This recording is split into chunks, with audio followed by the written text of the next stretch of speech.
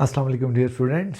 क्या आप ये जानना चाहते हैं कि किस तरीके से पॉपुलेशन जेनेटिक्स पे काम करने वाले किसी भी पॉपुलेशन में एवोल्यूशनरी रिस्पॉन्सेस को मेजर करते हैं, कैलकुलेट करते हैं?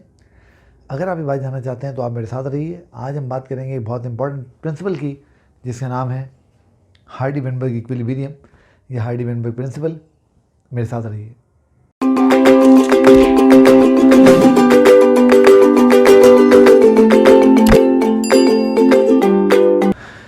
अस्सलाम वालेकुम डियर स्टूडेंट्स, मैं डॉक्टर आसिम महमूद आपको वेलकम करता हूं अपने YouTube channel doctor Asim lectures में। और आज जिस टॉपिक की मैं आपसे बात करने जा रहा हूं वो टॉपिक है जो बच्चों को बेतहाशा तंग करता है, बेतहाशा परेशान करता है, और उसके बहुत सारे रीज़न हैं। उनको बात समझ में आती ही नहीं है कि हो क्या रहा है। तो आज मैं आपसे बात करूँगा एक बहुत शानदार पॉपुलेशन जेनेटिक्स के लॉ की, जिसका नाम है हार्डी-वेनबर्ग लॉ। अब याद रहे कि हार्डी-वेनबर्ग लॉ के बहुत सारे नाम हैं।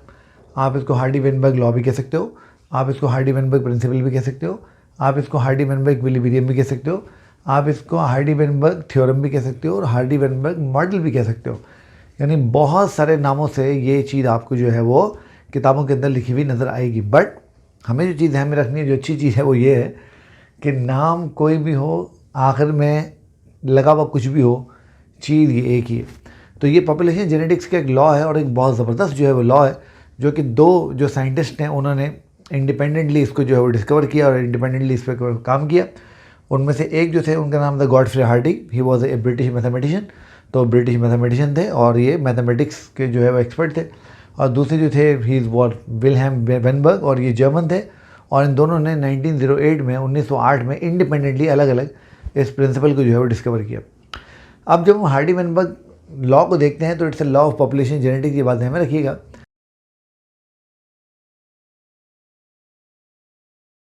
अच्छा, अब ये लॉ कहता क्या, बड़ा मज़े का लॉ है, और मैं जब आपको बताऊंगा तो आप बड़े हैरान होंगे कि ये लॉ जो है वो नेचुरल पॉपुलेशन पे तो एप्लीकेबल ही नहीं हो सकता। देखिए क्या कहता है ये जो प्रिंसिपल है, ये जो लॉ है, ये कहता है कि अलील्स एंड जीनोटाइपिक फ्रीक्वेंसीज आपको पता है ना। अगर मैं सिंपल जबान में आपको समझाऊँ तो परसेंटेजेस, यानी जो अलील्स हैं और जो जीनोटाइप्स हैं उनकी फ्रीक्वेंसी जो होती हैं वो पॉपुलेशन में कांस्टेंट रहती है from generation after generation.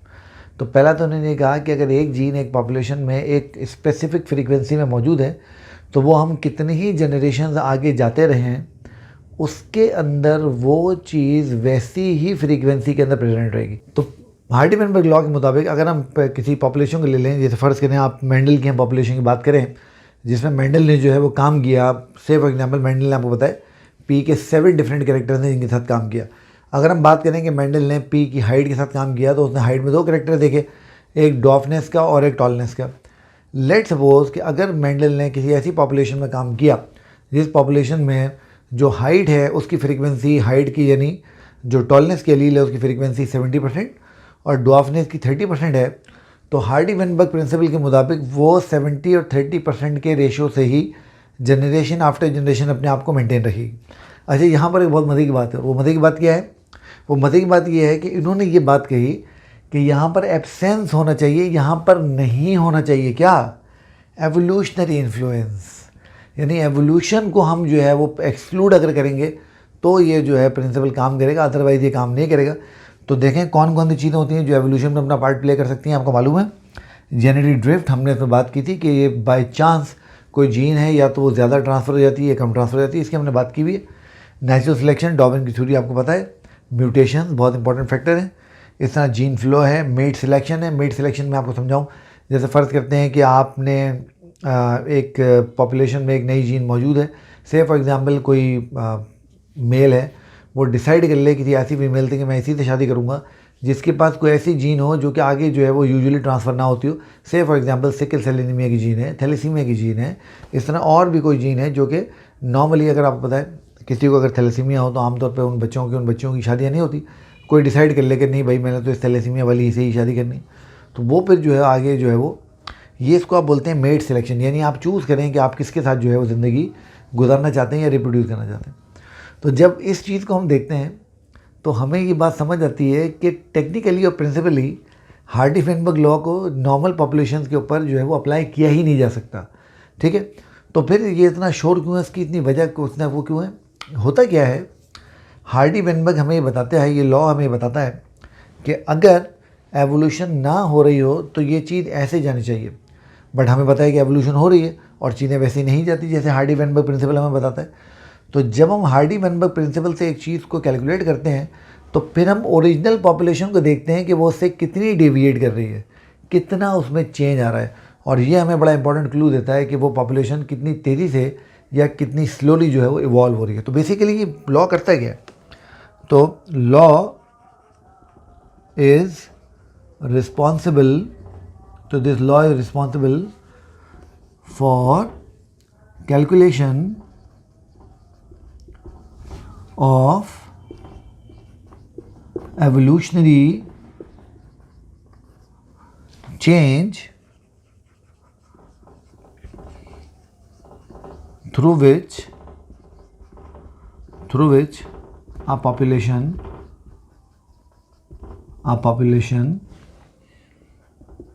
is passing।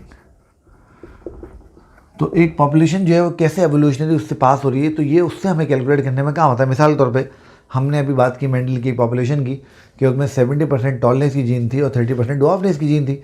अब हार्डी वेनबर्ग प्रिंसिपल के मुताबिक 4 जनरेशन बाद भी वो हमें 70 और 30% पे मिलना चाहिए।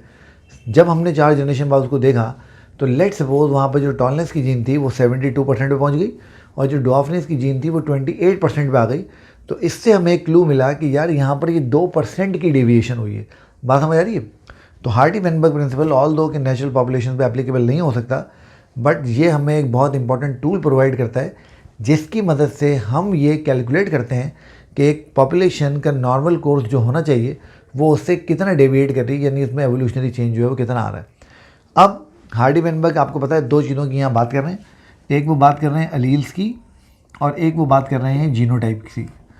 तो हार्डी वेनबर्ग प्रिंसिपल की जो है वो 2 इक्वेशन हैं। अब हम उन दोनों इक्वेशंस को देखते हैं कि अगर अलील फ्रीक्वेंसी हमें कैलकुलेट करनी होगी तो हम कौन सी इक्वेशन इस्तेमाल करेंगे, और अगर जीनोटिपिक फ्रीक्वेंसी हमें इस्तेमाल करनी होगी तो हम कौन सी इक्वेशन इस्तेमाल करेंगे। तो अब हम उन दोनों को देखते हैं, एक एक एग्जाम्पल से उसको कैलकुलेट कर लेते हैं ताकि हमें चीज़ जो है समझ में आ जाए।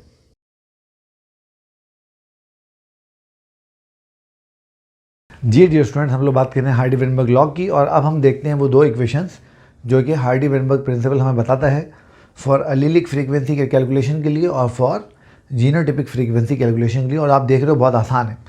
यहाँ पर अगर हमें अलील जो है वो कैलकुलेट करनी होंगी तो आप बात ध्यान में रखिएगा कि यहाँ पर 2 अलील्स की हम लोग बात कर रहे हैं, P + Q = 1। अब यहाँ पर जो 1 है ये कॉन्स्टेंसी को शो कर रहा है, यानी जनरेशन आफ्टर जनरेशन ये हमें 1 ही मिलेगा। और याद रहे यहाँ पर जो P है is represents the dominant gene, ये हमें डोमिनेंट जीन जो है वो रिप्रेजेंट करके दे रही है, और जो Q है वो इस इक्वेशन में रिसेसिव जीन को जो है वो रिप्रेजेंट कर रहा है। तो ये बात जो है आपने बहुत अच्छे से ध्यान में रखनी है। तो अगर अलील हैं तो हमें पता है अलील आमतौर पे हमारे पास जो है वो 2 होती हैं, तो इसलिए एक डोमिनेंट अलील होगी और एक रिसेसिव अलील होगी, तो उन दोनों का कॉम्बिनेशन 1 के बराबर होना चाहिए। अच्छा, जब हम जीनोटाइप देखते हैं तो हमें पता है कि जो हमारे पास कैरेक्टर्स होते हैं डोमिनेंट कैरेक्टर, से फॉर एग्जाम्पल हम हाइट की बात कर रहे हैं मेंडल के क्रॉस में, तो जब हम हाइट को हम देख रहे हैं पी प्लांट की, तो हमें हाइट में 2 कैरेक्टर्स नज़र आए। एक टॉलनेस का कैरेक्टर जो कि डोमिनेंट कैरेक्टर था और इसको यूजुअली हम कैपिटल टी से बिग टी से रिप्रेजेंट करते हैं, और जो दूसरा था वो डॉर्फनेस का था, और आपको पता है जो डॉर्फनेस है उसको हम आमतौर पे स्मॉल टी से रिप्रेजेंट करते हैं। अब आपको पता है यहाँ पर हमारे पास 3 कंडीशन हो सकती हैं। हमारे पास प्योर जो है वो होमोजाइगस डोमिनेंट हो सकता है, वी कैन हैव हाइब्रिड, हमारे पास हाइब्रिड डोमिनेंट हो सकता है, and we can have recessive, तो हमारे पास रिसेसिव हो सकता है। तो यहाँ पर चूँकि ये 2 जीन हैं तो P को हमने स्क्वायर दे दिया, यहाँ पर चूँकि हाइब्रिड है तो हमने इसको जो है वो P और Q कर दिया, और यहाँ पर चूँकि रिसेसिव है तो यहाँ पर हमने इसको जो है स्क्वायर कर दिया।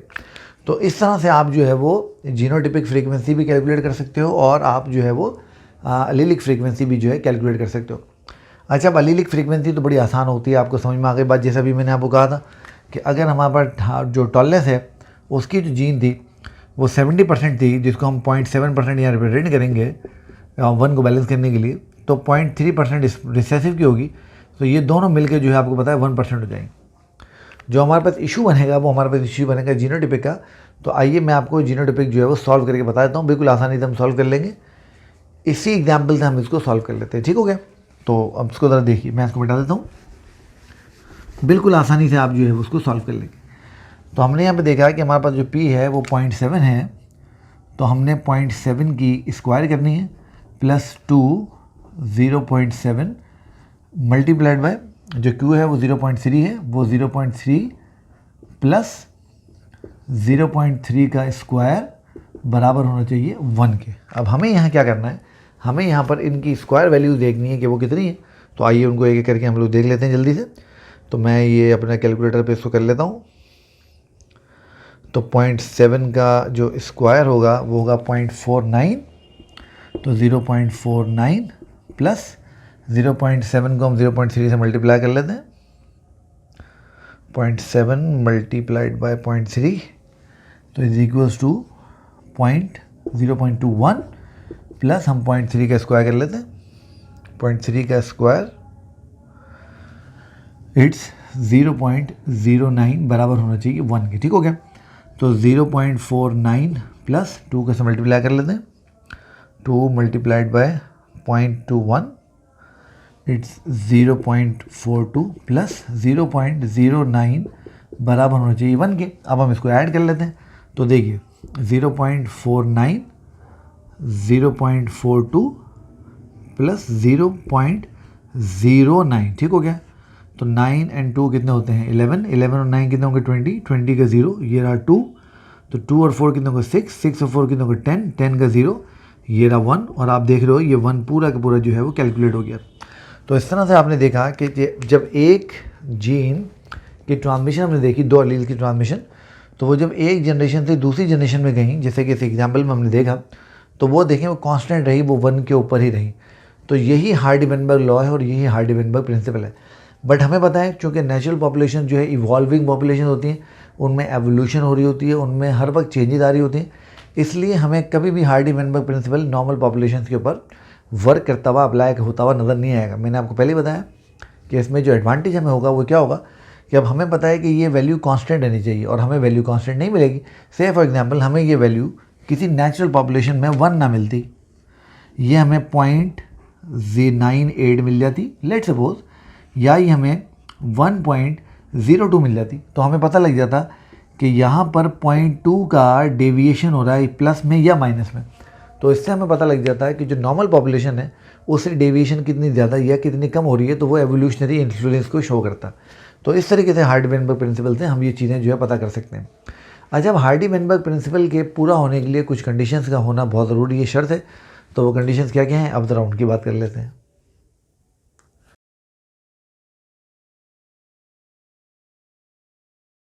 जी डियर स्टूडेंट्स, हम लोग बात कर रहे हैं हार्डी-वेनबर्ग लॉ की, और अब मैं आपसे बात करूँगा उन फैक्टर्स की जिनका सही होना हार्डी-वेनबर्ग प्रिंसिपल के काम करने के लिए बेहद ज़रूरी है। तो अब देखिए, इसी को आपको पढ़ के अंदाज़ा हो जाएगा कि हार्डी-वेनबर्ग जो प्रिंसिपल है वो आप नेचुरल जो पॉपुलेशन होती है उस पर अप्लाई ही नहीं कर सकते। तो पहली चीज़ इसमें क्या होनी चाहिए, जो ऑर्गेनिज्म होते हैं वो डायप्लॉइड होने चाहिए। इसका मतलब ये हुआ कि आप हैप्लॉइड ऑर्गेनिज्म से, और हमें पता है बहुत सारे ऑर्गेनिज्म हैप्लॉइड होते हैं, जैसे फंजाई आपको पता है आमतौर पर हैप्लॉइड फॉर्म में होती हैं, जो प्रोकैरियोट्स होते हैं वो हैप्लॉइड फॉर्म में होते हैं, उनके ऊपर जो है वो एप्लीकेबल नहीं होगा। तो ऑर्गेनिज्म जो है वो डायप्लॉइड होनी चाहिए, पहली बात तो ये हो गई। दूसरी बात, ऑर्गेनिज्म जो होते हैं वो सिर्फ सेक्सुअल रिप्रोडक्शन करें, एसेक्सुअल रिप्रोडक्शन ना करें। तो जितने भी एसेक्सुअली रिप्रोड्यूसिंग ऑर्गेनिज्म होगा वो भी इस लिस्ट से जो है आपकी बाहर हो जाएंगे। इस तरीके से जो जनरेशन है वो ओवरलैपिंग हो। ओवरलैपिंग जनरेशन से मुराद ये है कि एक जनरेशन अपनी ही जनरेशन के मेंबर के साथ रिप्रोड्यूस कर रहा हो। ऐसा ना हो कि वो अपनी से पहले वाली जनरेशन से या अपनी बाद वाली जनरेशन के साथ रिप्रोड्यूस कर रहा हो, ऐसा ना हो। मेटिंग रैंडम होनी चाहिए। हमने पहले कहा कि सिलेक्शन नहीं होनी चाहिए। आप चूज़ ना करें कि यार मैंने इसी के साथ रिप्रोड्यूस करना है या इसके साथ रिप्रोड्यूस नहीं करना है। नेचर जहाँ आपको ले जाए और आपकी जो मीटिंग करवा दे वो मीटिंग हो जाए। पॉपुलेशन साइज़ बहुत बड़े बड़े होने चाहिए ताकि एलील फ्रीक्वेंसी का जो है वो अगर कुछ एक तो चीज़ ऊपर नीचे होती है तो उससे इम्पैक्ट ना पड़े। एलीलिक फ्रीक्वेंसी जो है वो मेल और फीमेल सेक्सेस में बराबर होनी चाहिए। चूँकि ये सिर्फ और सिर्फ सेक्सुअल रिप्रोडक्शन को इन्वॉल्व कर रही है तो ऑब्वियसली यहाँ पर मेल और फीमेल दोनों सेक्सेस की बात होगी। तो जो एलीलिक फ्रीक्वेंसी है वो दोनों सेक्सेस के अंदर जो है वो सेम होनी चाहिए। फिर वही बात जो हमने शुरू में की कि यहाँ पर कोई एवोल्यूशनरी इन्फ्लुएंस नहीं होनी चाहिए, कोई माइग्रेशन नहीं होनी चाहिए, कोई म्यूटेशन नहीं होनी चाहिए, कोई जेनेटिक डेथ नहीं होनी चाहिए, कुछ भी नहीं होना चाहिए। तो बेटा this is all about Hardy Weinberg principle and Hardy Weinberg law. मैं उम्मीद करता हूँ कि आपको हार्डी-वेनबर्ग लॉ, हार्डी-वेनबर्ग प्रिंसिपल बहुत अच्छे से समझ में आ गया होगा और आपको सारी बात समझ आई होगी कि ये प्रिंसिपल हमें क्या जो है वो बात करता है। तो मैं आपको फिर जो है वो बता देता हूँ कि ये बेसिकली एवोल्यूशनरी इन्फ्लुएंस को जज करने का तरीका है। ठीक हो गया बेटे। तो ये मेरा आपसे प्रॉमिस था कि मैं नेशनल एमडी कैट से पहले हार्डी-वेनबर्ग थ्योरम जो है आपको करवा दूंगा। अल्हम्दुलिल्लाह वो मैंने पूरा किया।